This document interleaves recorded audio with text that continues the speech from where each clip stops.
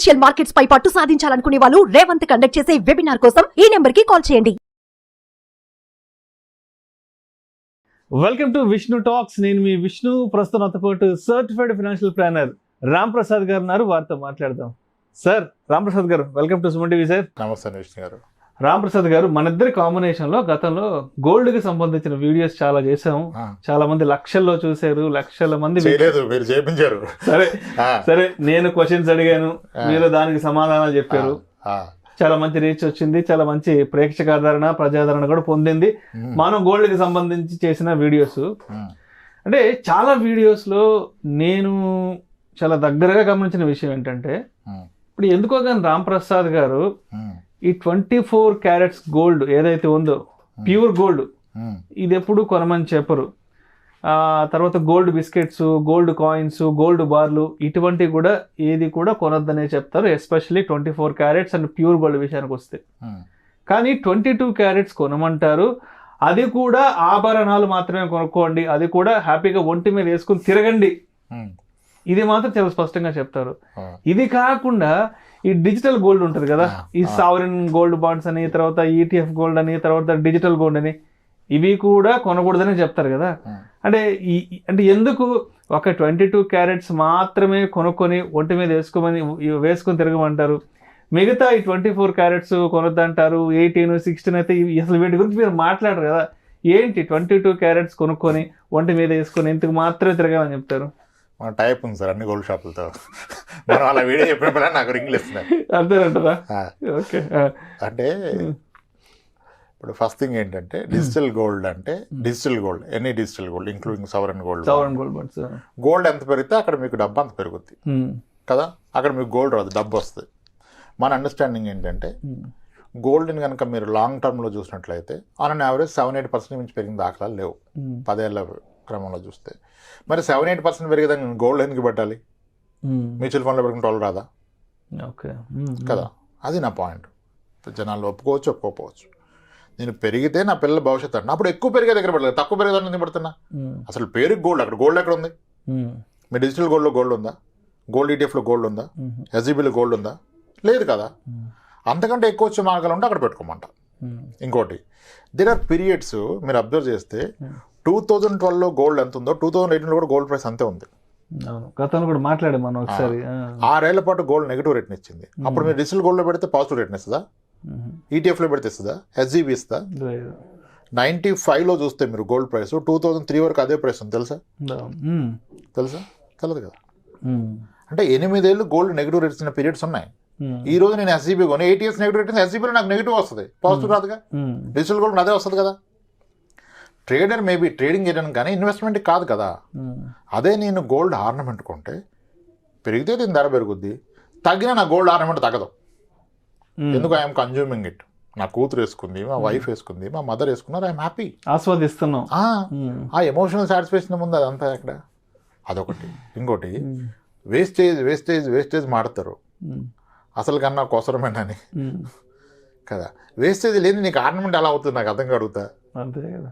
Wastage పోతేనే కదా దానికి ఆ షేప్ ఇచ్చేది. దాన్ని కట్ చేయకుండా, దాన్ని కాల్చకుండా, వేసుకుంటే వేసుకో, హోల్ పెట్టి వేసుకొని తిరుగు, మళ్ళీ ఎవరు వద్దన్నారు. సింపుల్ గా సార్. మరి వేస్టేజ్ లేని ఎలా వస్తుంది నీకు? గోల్డ్ బార్ కూడా దానికి హోల్ పెట్టేసి డ్రిల్ చేపించుకొని చేతికి వేసేసుకోవడం, వేసేసుకుంటే అద్భుతంగా ఉంటుందంటే వేసుకోండి, ఎవరు వద్దన్నారు. సరే, దానికి కూడా ఒక మార్గం చెప్పాం మనం. వేస్టేజ్ మేకింగ్ ఛార్జ్ వద్దు అంటే గోల్డ్ స్కీమ్ కట్టుకోండి అని చెప్పాం. గోల్డ్ స్కీమ్ కట్టుకోండి. సో వాళ్ళు వేస్టేజ్ మేకింగ్ లేకుండా ఇస్తున్నారు. 11 months కడితే అది బాగుంటుంది, మంచి ప్రాక్టీసు. మీ వైఫ్ కూడా 11 months మీకు మీ మీద ప్రేమగా ఉంటుంది, మీరు కొంటారని ఆశలు పెట్టుకుని ఉంటుంది. 11 months మీరు గొడవ పెట్టుకున్న పుట్టింటికి వెళ్ళిపోతే అని చెప్పాం. 11 months గోల్డ్ తీసుకుంటుంటే నువ్వు గొడవ వేసుకుని వెళ్ళరుగా అని చెప్పాం. అంటే దట్ కీప్స్ దేమ్ హెల్దీ అని చెప్పాం. చెప్తే వాళ్ళు మోసం చేస్తే ఏంటి గోల్డ్ స్కీమ్లో అన్నారు. గోల్డ్ స్కీమ్లో ఫ్రాడ్ చేస్తారండి. జరిగింది అనుకోండి, జరిగితే నువ్వు పెట్టేదంతా 60,000 జీతం ఉన్న అతను గట్టిగా అంటే 5,000, 10,000 పెడతారు అంతే. 11 నెలలు పెట్టామంటే మీరు పెట్టింది అంత ₹1,00,000 పెడతా మాక్సిమం. వాడు మోసం చేస్తే నీకు పోయేది 2 నెలల జీతం. దాని జీతం అయిపోద్దా? దాని మీద వడ్డీ వేసి ఒక 6,000, బెట్టింగ్ 7,000 యాప్ చేసి వడ్డీ పోగొట్టుకున్న వేసిస్తాడు. దానికన్నా తక్కువే కదా. అవునవును.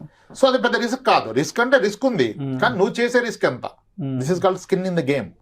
నీ ఓవరాల్ మనీలో ఎంత బెట్టింగ్ చేస్తున్నావు, అది బెట్టింగ్ కూడా కాదు. ఒకవేళ పోతే కూడా నీకు 2 నెలలదే. సో దాని గురించి వరీ లేదు. నీకు ఎలాగూ మీ వైఫ్, పాప, మీ మదర్ ముగ్గురు నాకు వద్దురా గోల్డ్ అంటే కొనుక్కో. వాళ్ళు ఓకే ఉన్నప్పుడు ఆర్నమెంట్ కొనుక్కో కదా. అర్థమైంది కదా మీకు ఈ పాయింట్. సో ఏమీ లేదు, మీకు నచ్చిన దాంట్లో వాడండి. ఒక దగ్గర స్కీమ్ ఒకలాగా ఉంటుంది, ఒకడు ఫుల్గా ఇవ్వడు, సగం ఇస్తాడు, తీసుకోండి. అప్పుడు ఈ వేస్టేజ్ అనే కాన్సెప్ట్ వెళ్ళిపోయింది కదా. ఫ్యూచర్లో ట్రెడిషన్ మారి నచ్చకపోతే మారిస్తే మార్చు, నువ్వు ఆల్రెడీ కట్టలేదు కదా, అప్పుడు మార్చుకో. ఇప్పుడు సేవ్ అయిన 15 అప్పుడు పోద్ది, ఓకే పర్ఫెక్ట్, 0 కాస్ట్. ఇది అర్థమైపోయింది కదా. ఇంకోటి నేను ఇంకో పాయింట్ ఏంటంటే 1 కిలో గోల్డ్ ఆర్నమెంట్ అన్న దగ్గర ప్రాబ్లం వచ్చింది జనాలకి. 1 కిలో ఆర్నమెంట్ ఈ మధ్య 1 కిలో గోల్డ్ ఇంట్లో పెట్టుకోవాలి. మాక్సిమం వెళ్ళమన్నాను, టార్గెట్ పెట్టుకో, లేకపోతే అవదు కదా. 1 కిలో వరకు వెళ్ళి ఎలా వెళ్తావు, ఎలా అన్నా వెళ్ళు.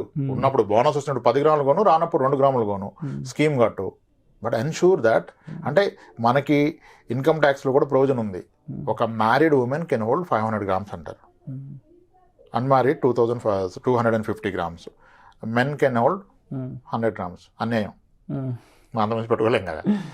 అంటే నీ ఇంట్లో కూతురు భార్య ఉంటే వాళ్ళిద్దరికి కేజీ ఉండొచ్చు, నీకు 100 గ్రామ్స్, నీ కొడుకుంటే వాడికి 100. కిలో 200 గ్రామ్స్ ఉండొచ్చు అని గవర్నమెంట్ చెప్పిన టెన్షన్ ఏంటి? అంత పెట్టుకుని ఏం చేస్తాను సార్, దాన్ని కాపలా కాయాలి కదా అంటాడు. కాపలా కాయాల్సిన అవసరం లేదు, నువ్వు లాకర్లో పెట్టుకుంటావు, బ్యాంక్ లాకర్లో పెట్టుకుంటావు. లాకర్ ఫ్రీగా ఇస్తాడు, ఇంకో క్వశ్చన్. ఫ్రీగా ఏది రాదు, అది గుర్తుపెట్టుకోండి. ఎవడన్నా ఏదో ఫ్రీగా ఇచ్చాడంటే ఆడికి ప్రొడక్ట్ నువ్వే, ఆ నిన్నే అమ్ముతున్నాడు, నీకు అర్థం కావట్లా. ఫ్రీగా వచ్చింది ఏది మంచిది కాదు. ఫ్రీగా ఇస్తే నువ్వే ప్రొడక్ట్, అక్కడ ఆడి దగ్గర ప్రొడక్ట్ లేదు, నిన్నే ప్రొడక్ట్గా వాడుతున్నాడు. ఓకే, బ్యాంక్ లాకర్లో పెడతావు. ఇప్పుడు నేనేంటి, ప్రతి ఒక్కళ్ళు సార్ ఈ ప్రైవేట్ జాబ్లు ఎప్పుడు ఉంటాయి, ఎప్పుడు పోతావు తెలియదు సార్, టెన్షన్ సార్ అంటారు కదా. అందుకే డయాబెటీస్ పీపుల్ తెచ్చుకుంటారు. ఈ కేజీ గోల్డ్ ఆర్నమెంట్ నీకు బ్యాంక్లో ఉంటే నువ్వు ఎప్పుడు వెళ్ళి లాకర్ ముందు తీసి వాళ్ళ లాకర్లో పెట్టినా నీకు దాని మీద 30 లక్షలు 40 లక్షలు లోన్ వస్తుంది కదా. ఇంకా లైఫ్లో టెన్షన్ ఎక్కడ ఉంది? నీకు జాబ్ పోయింది, జాబ్ పోతే ఈవినింగ్ రెస్టారెంట్కి వెళ్ళి బయటికి సినిమా చూడు, నెక్స్ట్ డే బ్యాంక్కి వెళ్ళు, ఈ కేజీ గోల్డ్ చేసి వాడు దాంట్లో పెట్టు, వాళ్ళకి 40 లక్షలు ఇస్తాడు. నీకు 40 లక్షలు పాకెట్లో ఉంటే ఒక 2-3 ఏళ్ళు బ్రతకొచ్చు కదా హ్యాపీగా. నీకు ఇంకా లైఫ్లో ఆ టెన్షన్ ఉండదు. ప్యూర్ గోల్డ్ కొంటే బ్యాంకర్ తీసుకోడు, ఇది అర్థం కావట్లా. మీ బార్లు బిస్కెట్లు బ్యాంకర్ ప్లెడ్ చేయడానికి తీసుకోడు, లోన్ ఇవ్వడం. ఓకే, చాలా మంది ఆంధ్రప్రదేశ్. సో 24 క్యారెట్స్ మన ప్యూర్ గోల్డ్ బార్లు బిస్కెట్లు తీసుకెళ్లి బ్యాంక్ లో పెట్టడానికి వీళ్ళు తీసుకోరు. గోల్డ్ వాళ్ళు కేవలం ఆర్నమెంట్ ఆభరణ రూపంలో ఉంటే నువ్వు అలా తీసుకెళ్తే దీన్ని తీసుకెళ్ళి ఒక రింగ్ ఏదో చేసుకుని రమ్మంటాడు. నువ్వు మళ్ళీ బయటకు వచ్చి అసలు గోల్డ్ స్మిత్ దానికి ఇచ్చి దాన్ని ఒక షేప్ చేసుకుని పోవాలి, అప్పుడు తీసుకోడు, దాన్ని తట్టించుకొని పోవాలి. ఈ మొక్క అర్థం కాదు. ఓకే, మనకి ఎలాగంటే మనమేమి తిరిగి నేర్చుకోలే, మనకు వచ్చిన క్లయింట్ చెప్పారు సార్ తీసుకోరు సార్ అంటారు, అప్పటిదాకా మనకే తెలియదు, మనమేం దీన్ని కనిపెట్టలే, మనకెవరో చెప్తే తెలుసుకుందే కదా. అప్పుడు నీకు భవిష్యత్తుకి ఎంత భద్రత వచ్చింది అంటే, క్లిక్ 30 లక్షలు ఉంటే ఎట్లా ఉంటుంది నీకు? నీకు ₹1,00,00,000 ఇంట్లో 30 లక్షలు రాదుగా. నాకు జీతం ఎక్కువ వస్తుంది, ఇంకో ₹1,00,00,000 ఉండొద్దా 30 లక్షలు? ఇది వస్తుందిగా. అయినా బంగారం రేటు తగ్గినా నువ్వు లోన్ తీసుకుంటే నువ్వు దాన్ని డిస్టర్బ్ చేయట్లా, నీకు వచ్చినప్పుడు కడతావు. అద్భుతంగా లేదు లైఫ్. సో అందరు కొనలేరు కదా సార్, కొనగలిగే స్తోమతున్న వ్యక్తి కొనుక్కో, 1 కిలో వరకు గోల్డ్ ఆర్నమెంట్స్ కొను అని చెప్తున్నాం. తప్పే ఉంది? జీవితంలో మనం అక్కడ ఇబ్బంది పెట్టట్లేదే. మనం అన్నావు నువ్వు కొనాల్సిందే అని చెప్తున్నావా? కొనే స్తోమతుంటే కొనుక్కో అని చెప్తున్నాం. అది ప్యూర్ గోల్డ్ వద్దు, ఆర్నమెంట్ కొనుక్కో అని చెప్తున్నాం. ఇది మన అండర్స్టాండింగ్. మేబీ వాళ్ళ అండర్స్టాండింగ్ వేరుంటే వాళ్ళు అదే ఫాలో కావాలి, మనం చెప్పింది ఫాలో అవ్వమని చెప్పట్లాగా. ఒకళ్ళు చెప్తే ఒకళ్ళు ఎందుకంటారు సార్? ఏంటి అసలు దీపావళి నాటికి బంగారం పరిస్థితి ఏంటి, పెరుగుతుందా తగ్గుతుందా అంటూ అసలు దీని మీద ఒక పెద్ద రీసెర్చ్ నడుస్తుంటుంది. కాబట్టి రైట్, ఇప్పుడు ఇంకెవరైతే దీపావళి నాటికి ధనత్రయోదశి నాటికి బంగారం కొందామని ఆలోచిస్తున్నారో మరి వాళ్ళకి మరి రాంప్రసాద్ గారు ఇచ్చే సలహాలు సూచనలు ఏంటి? ఏమిస్తాం సార్ మనం ఆస్ట్రాలజర్ చెప్పడానికి? గోల్డ్ మీద ప్రెడిక్షన్స్ అన్ని రాంగ్ వెళ్ళిపోయినాయి సార్. ఈక్విటీ మార్కెట్ పెరిగితే గోల్డ్ తగ్గిపోద్ది, ఈక్విటీ మార్కెట్ పడితే గోల్డ్ పోద్ది. ఎక్కడ అటు అది పెరిగింది, ఇటు ఇది పెరిగింది. అన్ని ప్రెడిక్షన్స్ సార్. ఇప్పుడు వారు జరిగితే డిఫెన్స్ స్టాక్స్ పెరుగుద్ది అన్నారు, డిఫెన్స్ మొత్తం అయిపోయింది. వారు జరుగుతున్నాయి కదా మరి, మొత్తం గ్లోబల్ గా వార్ ఎన్విరాన్మెంట్ ఉంది. వార్స్ జరిగితే డిఫెన్స్ స్టాక్స్ పెరుగుతాయి, స్టాక్ మార్కెట్ పడిపోతే గోల్డ్ పెరుగుద్ది. గోల్డ్ ఏమైనా ఉరికిందా? మార్కెట్ పడదు కదా 3 days గా. సో ఇవన్నీ కాదు సార్. ఇప్పుడు అదే ఆర్నమెంట్ అయితే మీ అవసరాన్ని కొనుక్కుంటున్నారు, అత్యవసరాన్ని కూడా వాడుకుంటున్నారు. పర్ఫెక్ట్. ఇంకా ఈ ప్రెడిక్షన్ వద్దు. రైట్. సో మొత్తానికి ఏదైనా సరే గోల్డ్ అనేది 22 క్యారెట్స్ ఆర్నమెంట్ రూపంలో కొనుక్కుంటే అత్యవసరంలోనూ ఆదుకుంటుంది, ఫంక్షన్లకి ఏదైనా ఈవెంట్స్కి ఒంటి మీద చేసుకుని వెళ్ళడానికి సంతోషాన్ని ఇస్తుంది. ప్రేమ వ్యక్తీకరణకి భార్యాభర్తల మధ్య మంచి అండర్స్టాండింగ్, మీ అత్తగారి దగ్గర రెస్పెక్ట్ ఉంటుంది, మామగారి దగ్గర రెస్పెక్ట్ కదా. సో మొత్తానికి 24 క్యారెట్స్ ప్యూర్ గోల్డ్ తీసుకెళ్లి బ్యాంకులో పెట్టుకోవడానికి కూడా వీల్లేదు, అక్కడ వీల్లేదు, అవకాశం కూడా లేదు. 22 క్యారెట్ పెట్టుకోవచ్చు, మళ్ళీ తీసుకెళ్తే దాని 22 క్యారెట్స్ చేసుకురామంటాడు. జాబ్ పోద్దన్న భయం ఉంటే మీకు 1 కిలో గోల్డ్ ఆర్నమెంట్ సాధ్యం తొందరగా కొని పెట్టుకోండి. ఇంకా జాబ్ పోతే ఏమైతే చూడండి, జాబ్ పోతే హాలిడేస్ దొరికినట్టే కదా నీకు. జాబ్ పోయిన ప్రతి ఒక్కరికి వస్తుంది కదా, టైం పడుతుంది అంతే, 2 నెలలు 6 నెలలు 7 నెలలు.